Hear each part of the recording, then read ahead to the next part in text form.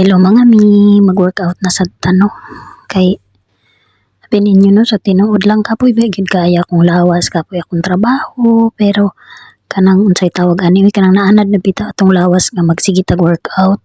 Nya og di ta maka-workout tag 2 days kay sakit na kay natong mga lawas ana, murag pangitaon na sa atong lawas ang kuan pa ang workout. And then isa sad mga mino kana bitang feeling nga stress kaayo ta. Parehas ako ang perminti na lang kada adlaw na lang ko stress akong kinabuhi. Maglabad jud perminti akong ulo as in kanang labad kaayo nga usahay lisod kay ikatulog. Pero inig bitaw no maka-workout ko, panington ko kanang singot gyud nga as in singot kay tanan nga halos imong sinina mapugaan sa kabasa sa paningot. Lami kay sa feeling ay makawala og kuan, makawala og labad sa ulo.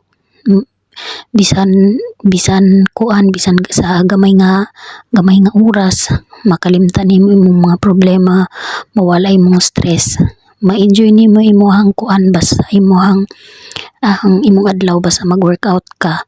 Abi ninyo no sa workout wala gyud workout nga dili kapoy jud ang workout ay labi na og first timer ka kanang aya pa gasto sugod makaingon jud kag di na kumuusab ugma.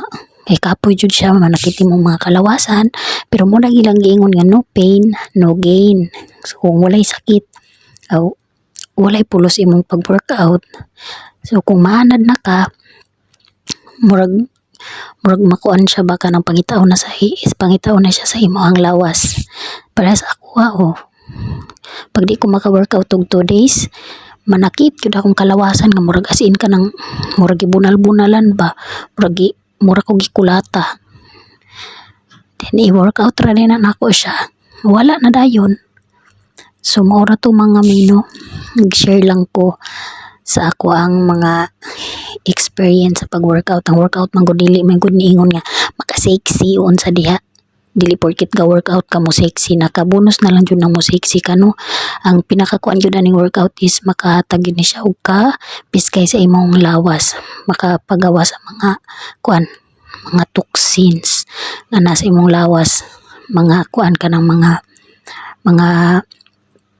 singot nimo kanang mugawas na imong singot. Lami kay na sa kuan, lami kay na sa paminaw. Murag makulang-kulangan imong mga gidala-dalas kinabuhi kung mugawas na imong mga singot busa.